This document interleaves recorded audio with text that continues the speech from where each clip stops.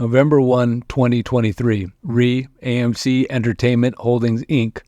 Greetings, ladies and gentlemen. I am writing to report a series of financial crimes that originated and were perpetrated in the state of Kansas.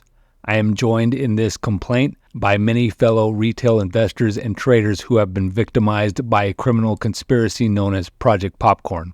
Project Popcorn was a purposeful and highly coordinated criminal conspiracy wherein the executive officers of AMC Entertainment Holdings, better known as AMC Theaters, AMC, and other insiders as set forth herein, intentionally misappropriated billions of dollars from shareholders, including me, in order to aid and abet one of the most notorious naked short interests the American equities market has ever seen. Moreover, in our search for information about how and why this criminal conspiracy came into being, we have discovered something even bigger, lurking behind every significant action taken by AMC since it went public in 2013, including the placement of Adam Aron as CEO and his recent outing as the victim of a blackmail scandal, is an overarching plot to use this 100-year-old iconic American business as a whipping post for illegally obtained profits through a combination of pump and dump, short and distort, bad debt, distressed assets, outrageous executive compensation habits, and what we now commonly call lawfare. The co-conspirators created an unstoppable death spiral that destroyed any foolhardy shareholder that dared get in its path. This letter will demonstrate that individuals and entities committed both state and federal crimes in furtherance of this conspiracy.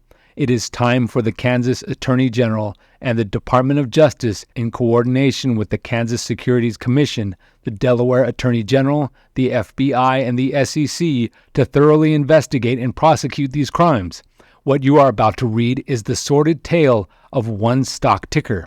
But let me emphasize there are many similar stories. The American equities market is corrupt.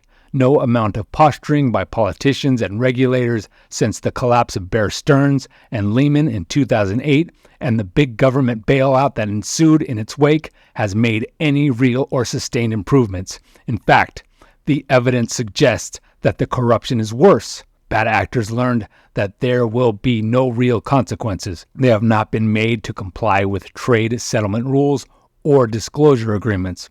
The one thing that has changed in this, they figured out how to put retail on the losing side of their scam. They worked together to make sure no big, powerful insider ever takes the hit for betting the wrong side of a trade. No, sir. They will rescue each other every time. When retail is in the right and they are wrong, they cheat. They move trades off exchange. They fail to deliver shares. When they do deliver, it's mostly synthetics. Their shorts are based on sold, not yet purchased shares. Just like mortgages were bundled time after time after time to create the MBS and CDOs of the Great Recession, they now use naked shorts, counterfeit shares, tokens, foreign banks, and an extra set of books to defy regulators. What's unique about this AMC saga is that AMC helped them do it.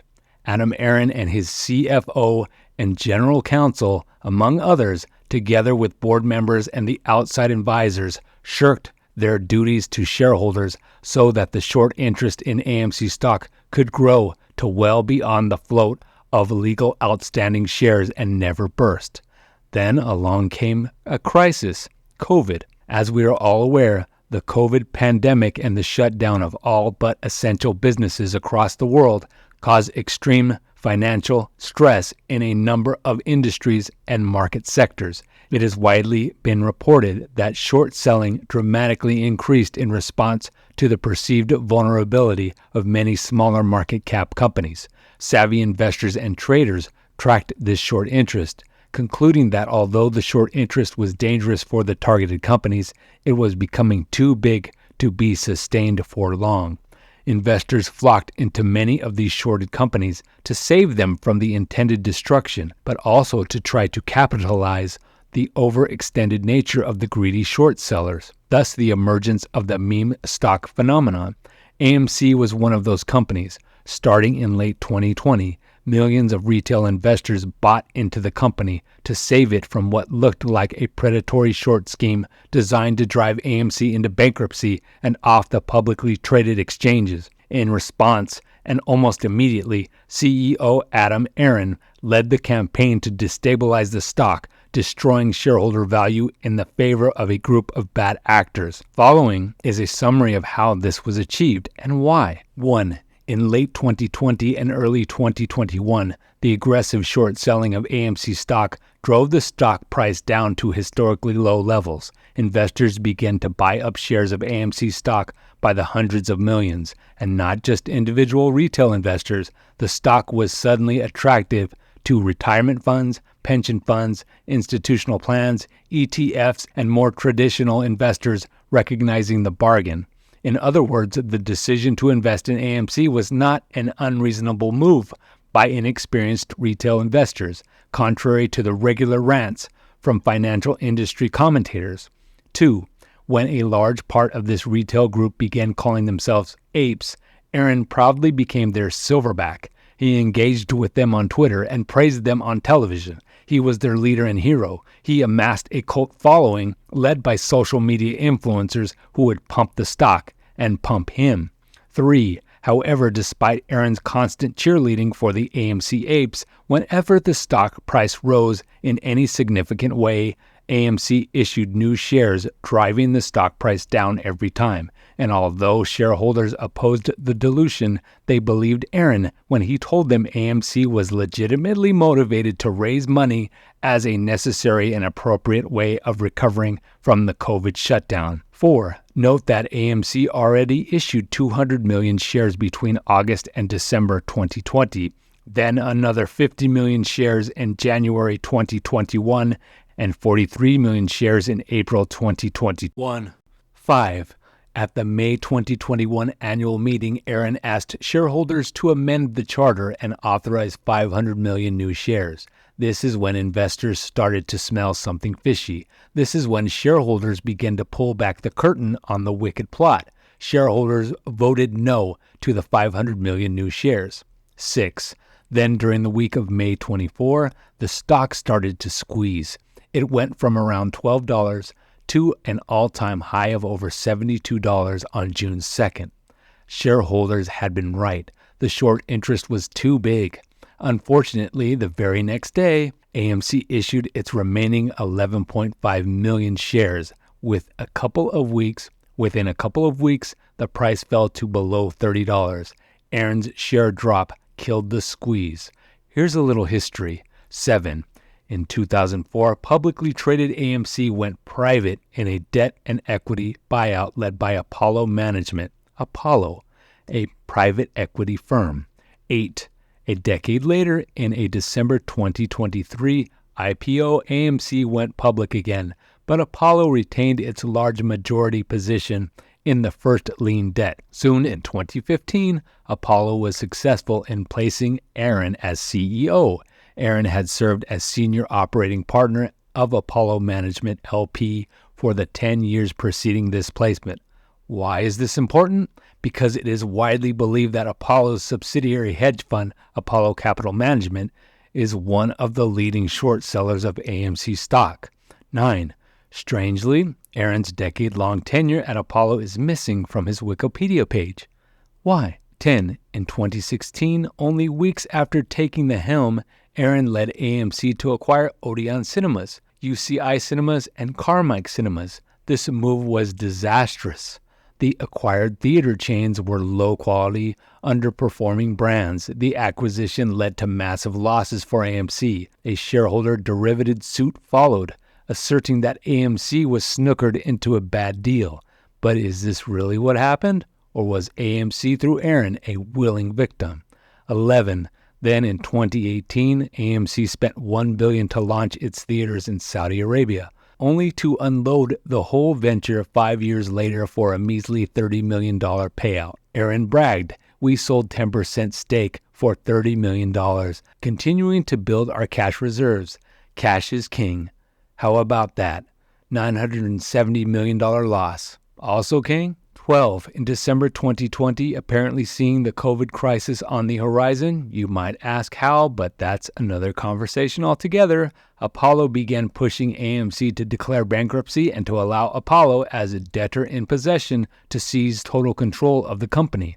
Were it not for the influx of retail investors and their massive cash infusion, it is likely AMC would have acquiesced. But it is difficult to declare bankruptcy when you are the hottest stock going. 13. Most importantly, under Aaron's direction, executive compensation grew wildly out of control. While other companies were dramatically reducing executive pay as part of weathering the COVID storm, Aaron became one of the top 5 highest paid CEOs in America. Yes, while the theaters were closed. As AMC struggled under government regulation, Aaron's compensation exceeded $20 million per year. That's right. Each share issuance raised just about enough capital to write his payroll checks. 14. These errant choices by Aaron and the board were strongly opposed by shareholders, but instead of heeding shareholder concerns, Aaron fought back against the resistance. He repeatedly assured shareholders that the constant issuance of new shares was good dilution, that the acquisitions were good debt. 15. Not coincidentally, Aaron led AMC to acquire more bad debt in what appears to be a lead-in to the implementation of Project Popcorn. In March 2022, AMC purchased a 22% stake in Hycroft Mining, a struggling gold miner in Nevada. Aaron bragged that the Hycroft deal would be transformational and that there was gold in them there hills. Maybe there was gold, but Hycroft couldn't afford to mine it. Investors later learned that the Hycroft deal actually did nothing more than bail out another Hycroft investor, Mudrick Capital. Who is Mudrick? A former Wall Street ally of Aaron. Mudrick was in too deep and called on longtime friend Aaron to take on the debt. Importantly, Aaron was looking for situations like this. It was part of the plot to saddle AMC with more debt than it could handle, part of the scheme to short it all the way down. 16. By the summer of 2021, in large part because of the constant selling of shares by AMC, the short position in the stock had grown exponentially. The problem was, none of the data reported to the authorities like FINRA and the SEC adequately demonstrated where this short position came from. It was becoming very clear that these shorts were naked, meaning that the shares behind them did not really exist. This is called counterfeiting. 17. Investors demanded a share count to expose these counterfeit shares, but Aaron didn't want a share count. He told shareholders many times that there were no counterfeit shares, and yet he would never prove it. He rejected every proposed plan to show how many shares actually existed, real and fake, to expose the counterfeit shares. 18. Instead, he conspired with members of the AMC board and outside investors, including Citi, B. Riley, and D.F. King, to override shareholder opinion through deception, a lack of disclosure, and secret insider deals. Aaron and his co-conspirators came up with a scheme to force another share issuance. They nicknamed the scheme Project Popcorn.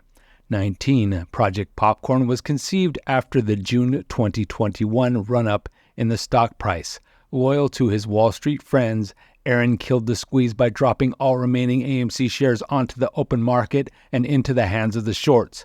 After this, having nothing left to stop the upward price action, he and his executive team turned to Citi. Citi offered a solution. Citi resurrected a plan they used before and gave it a new and fitting name, Project Popcorn. Project Popcorn was guaranteed to destroy retail and save short sellers. 20. Importantly, in November 2021, as the scheme was coming together, Aaron and all of the other insiders sold their shares. All of them took their share ownership to $0. Why? Because they were planning the heist of the century and didn't want to get their personal finances caught up in it. Aaron publicly squawked that his selling of shares was estate planning, but it later surfaced that the selling was timed to front-run Project Popcorn, the scheme conceived in secret to take down retail. 21. You see, Aaron needed a way to get rid of retail shareholders. They stood in the way of two main things: The continued beating up of AMC by naked short sellers. Short sellers make money by selling something they don't have over and over again. And the purposeful devaluation of the company.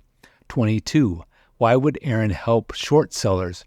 Why would Aaron want the company devalued? 23.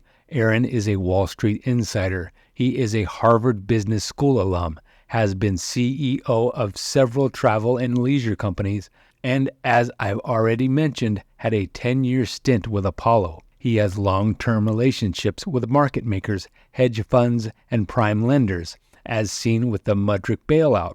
Aaron was quite willing to sacrifice AMC share value to guarantee that shares would be available to cover the naked short positions of his friends. Does Apollo own this short interest? Citi? Maybe they all do. It's hard to know because short sellers are not required to disclose their short positions. If you buy a long interest in a company that you'd like to see do well, you have to file with the government. But if you sell in an effort to attack and destroy, you get to keep your dirty little secret. Yes, you heard that right. Thank you, Congress. You did a great job fixing our financial system after the Great Recession in 2008. 24. What's probable is that he was laying the groundwork for these short sellers to eventually cover at a ridiculously low and artificially suppressed stock price over a hostile takeover. Aaron has dropped hints many times that he is looking to do a transformational transaction, and we know that Apollo tried a takeover just before retail stepped in. 25. Notably, Project Popcorn was secret. Shareholders discovered it when they obtained a series of internal emails through a civil class action lawsuit filed in Delaware Chancery Court. The emails showed the sinister nature of the scheme, wondering whether they could get it by the New York Stock Exchange, whether anyone had gotten away with it before, and how they could manipulate shareholders to keep them from knowing the truth. 26. Aaron took the lead on shareholder manipulation. He regularly tweeted and organized meet and greets with shareholders all over the country. He told shareholders that AMC was issuing them a dividend that would not only reward them for their support, but would also expose counterfeit shares, that the dividend would act like a share count, that it would expose any counterfeit shares. Yes, the same counterfeit shares that he denied existed. But that was a lie. Project Popcorn did not issue a dividend, and it did not effectuate a share count. Instead, Project Popcorn created a new class of shares. Aaron publicly called it a dividend, but the corporate filings with the regulators described it as another share issuance. Here we go again. 28. But this share issuance was different. These were not regular shares. They were preferred units. Most retirement funds and other institutional plans are forbidden to own preferred units. Once issued, the funds would instantly sell them, driving the stock price dramatically downward. And that's what happened. When the preferred units issued, the stock price instantly fell more than 50%. 29. Even worse, Project Popcorn called for a 10-to-1 reverse split of both legacy AMC common shares and the newly issued preferred units. They planned to reverse split into oblivion the very shares they had just finished beating down over 50%. This action would reduce the short exposure by 90%. 30. And one last step. Project Popcorn would convert the new preferred shares into AMC common shares. This action would create new AMC locates for the shorted shares, seemingly out of nowhere. 31. But there's more. Aaron, the board, and the other insiders were fully aware that shareholders would never approve such a plan. Aaron had in fact pulled a prior vote when it became clear he would lose. 32. So they did three things. First, they named the preferred units apes, clearly catering to the audience they desired to manipulate. Second, they brought in a ringer, someone who would guarantee that the vote to approve Project Popcorn would go through. Aaron made a sweet insider deal with a hedge fund called Antara Capital, giving Antara a large chunk of the new ape units in exchange for them voting those units in favor of the corporate resolution. Third, AMC required its transfer agent Computershare to vote all undirected shares in favor of the corporate proposals. This way, AMC was guaranteed that Project Popcorn would pass, even in the face of vocal shareholder opposition. 33. So what about that shareholder opposition? Every time AMC asked for a new share issuance, Aaron claimed it was necessary to avoid bankruptcy. Many shareholders questioned the seriousness of these claims. Even so, most shareholders supported the idea of raising capital. They just hated doing it through more dilution, so they offered to buy memberships, tokens, NFTs, credit cards, popcorn, even more shares through a shareholder rights offering. But their calls and emails to the company were routinely ignored. 34. Interestingly, when Aaron and the board were first contemplating the preferred units, they called it a rights offering. But as they fleshed it out, and as the bankers and lawyers put the details together, it became a public share offering. It wasn't enough to just create new shares to cover the shorts.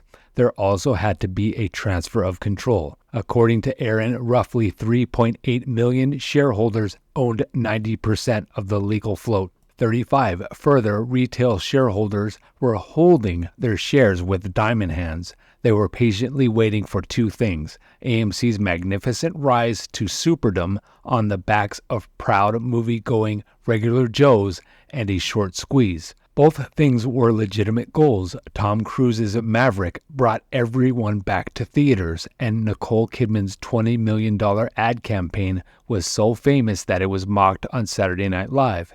AMC stock was being discussed by every financial media outlet, and Aaron regularly appeared on CNBC and Fox Business to boast of soaring revenues and big plans. 36. But retail holding shares meant there was no trading to cover the seemingly unavoidable short squeeze. The co-conspirators could not let retail have the power to cause a short squeeze. Oh, it is fine for Michael Burry to make $2.6 billion betting against the banks. Even brilliant. But retail? Can't happen. Wouldn't be prudent. So they had to be extinguished. Taking their shares in this mad dilution scheme was the answer. 37. The corporate action consisting of the 10-to-1 reverse split followed by the conversion of preferred units into common shares, which became known as the RS/C, was scheduled to be voted on in a special meeting on March 14, 2023. There was widespread opposition. Even so, AMC knew the measure would pass since the vote was rigged through the Antara deal and the computer share mirrored voting. 38. But they also feared they would get sued. 39. And they did. In February 2023, a professional class plaintiff filed a class action in Delaware Chancery Court. By professional, I mean he had been a class plaintiff over 30 times before. Clearly another ringer. Then Allegheny County Employees Retirement Fund filed the same. The cases were consolidated. The vote was held, and the proposed corporate action passed. But the court stayed the execution of the action. 40. Then very quickly in April 2023, the parties announced they had settled. Just like that, little more than 2 months since the case was filed and before any depositions were taken, the class representatives agreed to let the proposal go through in exchange for 1 share for every 7.5 shares of AMC common stock held after the RSC. I'm sorry, what? The settlement did not modify the RSC to something less draconian. It did not convert the public share offering to a rights offering to prevent dilution. It did not even pay class members any money. It gave them back a teensy tiny little bit of what was being taken. The settlement was completely worthless. 41. Except that it agreed to pay the class lawyers $20 million. 42. Shareholders were outraged. They wrote the court and demanded to be allowed to intervene. One of the savvier shareholders filed a motion to see the document discovery. And this is important. All of the lawyers objected. The AMC lawyers, who have a fiduciary duty to shareholders, and the class lawyers, who have a fiduciary duty to the class. Both sides fought to keep shareholders from seeing the evidence. 43. The judge granted access. This may be the only positive thing that ever happened in this whole nasty saga, and it's the reason we know most of what we know. In those discovery documents, we found the scheme, the plot that insiders nicknamed Project Popcorn. We didn't give it that name. They did. We have the internal emails, the board meeting minutes, the communications with outside counsel, and most importantly, the pitch deck from Citi laying out the rigged voting. 44. Approximately 2,800 individual shareholders filed written objections to the settlement. The court observed that this was the single largest shareholder response the court had ever seen. After a hearing on the objections on a Friday afternoon just after market close, the judge issued a ruling denying the settlement. The stock rose sharply in after-hours trading. 45. The very next day, Aaron published a rambling 2-page plea for mercy without any proof that what he said was true. He proclaimed to the world that AMC would imminently go bankrupt if the settlement did not go through. The court had asked AMC several times to substantiate their claims of imminent bankruptcy. They never did. But now, when the market was reacting to the good news, Aaron stepped in to crush the upward momentum. He was purposely interfering with the price action. Again, he had to stop the stock price from moving higher and endangering the naked shorts. On market open Monday morning, all of the gains from the Friday before were reversed. His short and distort worked. 46. Then, without any warning, the judge changed her position. She reversed her earlier opinion and approved the settlement. All objections were overruled. Objectors were warned to stand down. Some were contacted by law enforcement and told that their tweets were being monitored. Those who continued to send emails to Aaron were hit with cease and desist letters and threatened with arrest and criminal prosecution. I attempted several times to get access to shareholder data through the Delaware General Corporations Law, only to be stonewalled at every turn. No one is allowed to see the documents, the proof behind the carnage. Most are frightened if they attend the upcoming annual meeting next week. They will somehow wind up in jail. Many have closed their Twitter accounts, so they will no longer be tracked by the FBI. And for what? For telling the truth? For sharing what has happened to them? 47. Lawyers won't take our cases because, over our strong objection, the class action settlement released every possible past, present, and future claim, including federal claims and individual claims. Lawyers see no room to maneuver, and that was all on purpose. In fact, AMC has added a proposal to the upcoming annual meeting asking that they be allowed to extend liability protection to all executive officers through an amendment to the Articles of Incorporation. And one way or another, they will manipulate the vote to get that result. 48. When the corporate action finally went through in August 2023, and in one stroke of the keyboard, shareholders lost 90% of their shares. Guess what happened to the short interest? Well, 90% of that was taken too. In an instant, the shorts simply disappeared, vaporized, and those shorts that remained were quickly covered by the converted ape units. 49. And the share price? It was supposed to go up by 10 times, right? That's what the expert witness told the court in the Allegheny case. He said in a sworn affidavit that the likely outcome of the corporate action would be that the share price would fall to around $250 pre-split and then rise to about $25 after. Aaron and his minions on social media explaining that if you had 10 cars and combined them into one, you'd suddenly have a really nice car worth as much as 10 cars put together. 50, not 51. The Friday before the RSC was officially announced, the stock price closed at $5.26. 10 days later, when the RSC actually went through, the price went to $1.43. In pre-split numbers, 2 weeks later, it was at 70 cents. In pre-split numbers. 52. As a result, and we believe on purpose, 3.8 million shareholders who live all over the world, including me, were unlawfully deprived of over 90% of our investment and shareholder value.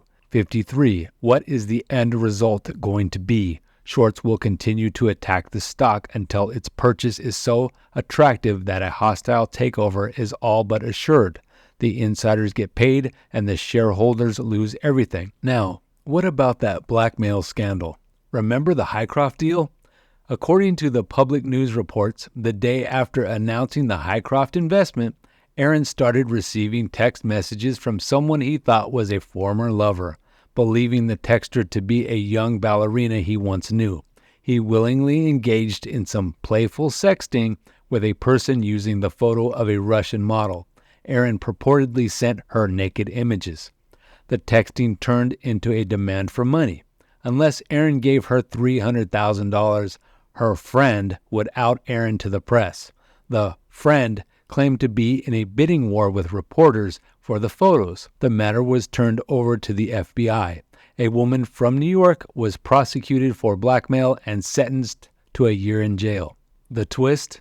The texter said she could do more damage to Adam than you, Adam, could while getting paid for doing it. Is she implying that Aaron is being paid to tank the stock? Is she a hired patsy for Apollo or some other short seller? Coincidentally, former Apollo CEO Leon Black found himself embroiled in a very similar scandal. A Russian model reportedly tried to blackmail him over a prior sexual relationship. Black asserts that he was framed by his former Apollo co-founder and director of operations, Josh Harris.